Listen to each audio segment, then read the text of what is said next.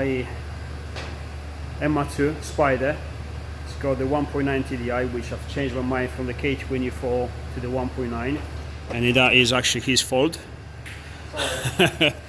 Alright, so, and I wanted to see if I like that engine in that chassis or not, and if you haven't seen my previous video, have a look, because my face and my daughter's face says it a lot, and I actually love it. I love it so much, we decided after 2 days to actually improve it and put one of these. This is actually the one that goes into it, not like one of these, this is the one.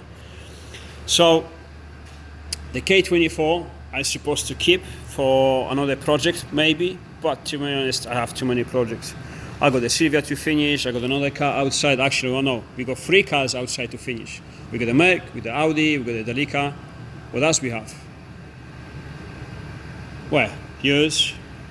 Oh, it is. Plus obviously the job that I have to do every day, so you know this engine will be here for, to be honest, ages before I find the chassis to put it in. So yeah, it's pretty much redundant now, so I have to sell it. And this video is about trying to sell this because again, don't need it anymore. The thing is, I actually bought everything to put this into the mr2, so you get pretty much everything to put this one in and actually start it up if you want to, actually more than you need. So the engine is complete. This is a K24a3 from the Honda Accord, and it comes with the original gearbox, which is here. But to put this one in the mr2 chassis and use the innovative gearbox mounts and engine mounts, you have to use EP3 gearbox, which is already bolted on this engine. And guess what? It has a very fresh flywheel and brand new clutch inside as well. Have drive shafts as here, and they fit both gearboxes, the EP3 and the K24. There is a standard power steering pump, but also there is a power steering eliminator kit, brand new belt, everything brand new, because this is what you need to put it in the mr2. Without this there's no space, so you have to do it. Brand new CRV engine mount, because this is the one you need with one of these, which is the engine mount. If you've seen the previous video, you've seen this engine was actually in my chassis, and I explain and show how easy it fits and everything clears, and it's actually very good. The only thing, it was on the piece, it was slightly on one side, and I had to put these washers here, which I'm gonna leave it. They come as a special deal. They actually keep the engine straight, not on the one side anymore. There is another gearbox mount, that's the engine mount, and that fits on the chassis, on the subframe. Now, the engine comes with the standard plenum, or this plenum here, with the throttle body. Everything is complete, nothing is missing. Complete engine loom from the EP3. This is engine loom and the charge loom.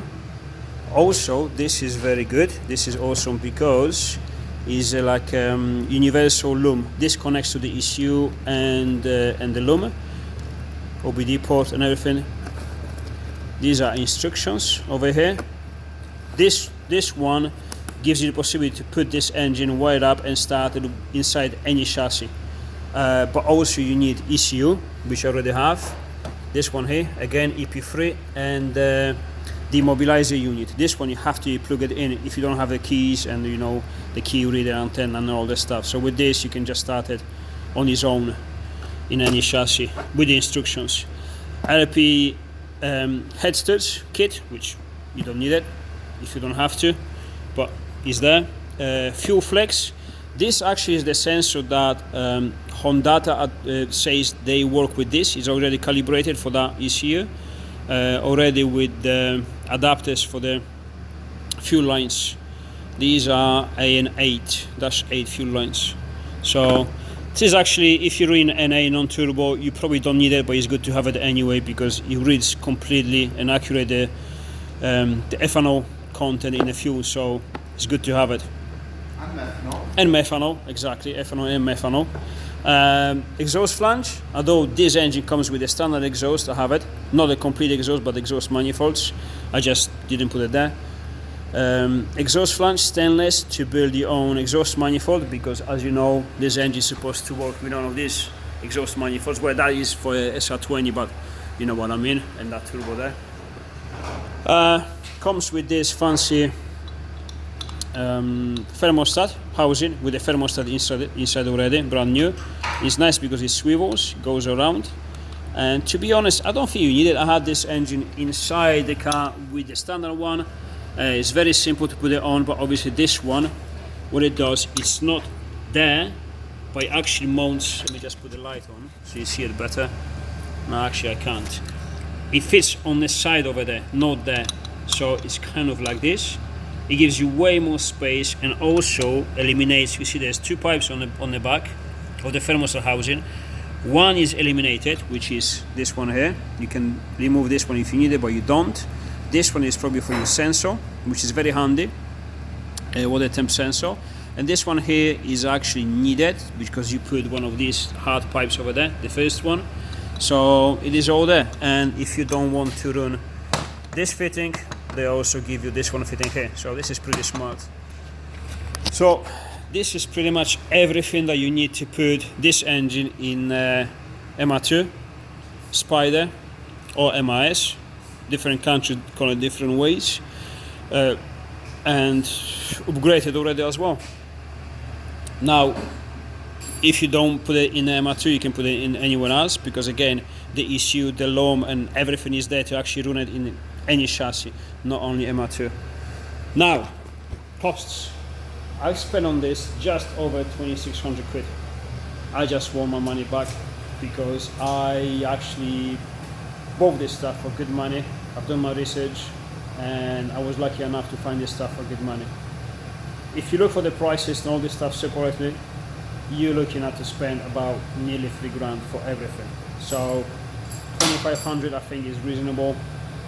I need it gone as soon as possible because I need space in the workshop.